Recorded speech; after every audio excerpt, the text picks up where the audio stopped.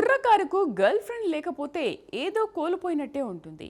ప్రేమే కావచ్చు, లేకపోతే బెస్ట్ ఫ్రెండ్ కావచ్చు, అది కాకపోతే టైం పాస్ కోసం కావచ్చు, గర్ల్ ఫ్రెండ్ మాత్రం మస్ట్గా ఉండాలి. గర్ల్ ఫ్రెండ్ జేబు ఖాళీ చేస్తుందని సినిమా షికార్లు షాపింగ్లని గుల్లవడం తప్పదని, అంతా అయిన తర్వాత యు ఆర్ మై బెస్టీ అని నెమ్మదిగా జారుకుని తల్లిదండ్రులు కుదిర్చిన వివాహం చేసుకుంటుందని తెలుసు.